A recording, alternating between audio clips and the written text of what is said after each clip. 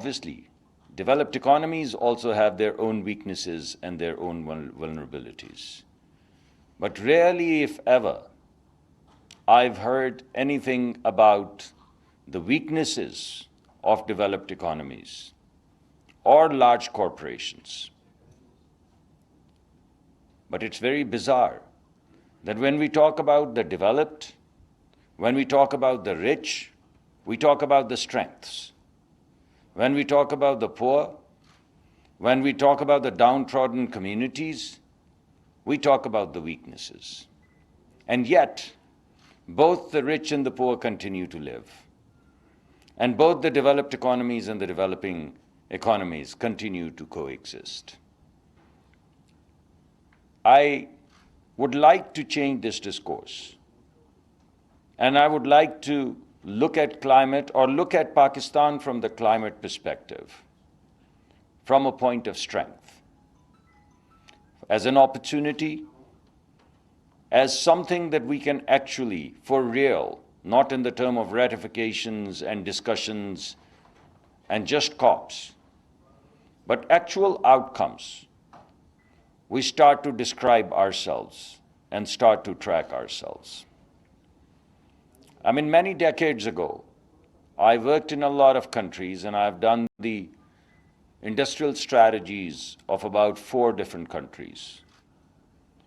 And in that, I had the opportunity to look at a lot of countries, but I'd give you 2 examples, one from Europe and one not from Europe. Many decades ago, Finland was a forest economy, mostly an agricultural economy.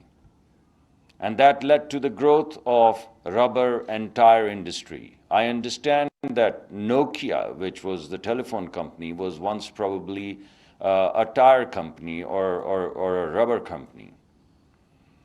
And obviously when that industry proliferated, it led to deforestation, or it began to lead to deforestation.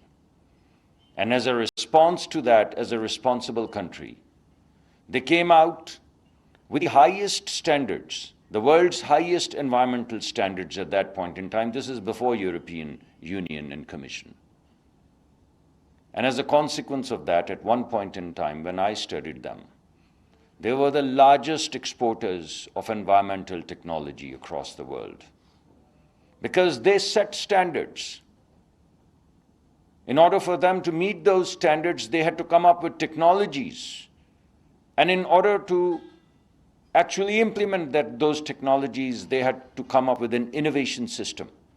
They had to come up with know-how, they had to come up with science, they had to come up with skills, they had to come up with competencies, they had to reform their educational system in order to meet those standards. So there was a strong demand function that they created by setting the world's highest standards.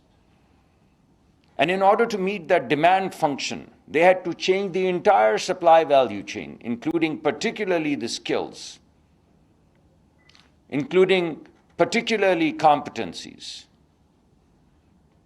And that led to the transformation. And the measure of that transformation was the outcome. They became the world leaders in environmental technology. And at one point in time, they were exporting to the world 1/3 of the world's technology was being exported by Finland. This is an old story.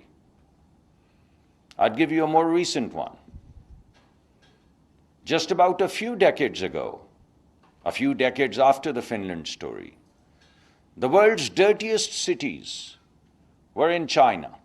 Dirtiest cities. You couldn't breathe. Actually, just about a decade or 2 ago, you'd remember basically everyone in China wearing masks, even in the city, to breathe, to walk, to get into the car and to get out of the car. You saw no one in Beijing without a mask. And there was no COVID. And all of a sudden now, China is the world's largest exporter of solar technology, of solar cells, of solar batteries. Obviously, I would like to say that they were quite inspired by Germany, because the actual leadership of technology was with Germany. Germany is the one who moved and embarked on solar technology and took leadership. But then the scale, because of their dirty cities, because of the health burden, the economic burden of health in China, they scaled it. They revolutionized it. They started to export it, and they became one of the largest exporters. These are two stories just from the past 3, 4, 5 decades. And the most important thing in both of these stories is the sophistication of demand. One came from the desire to protect the forests, which led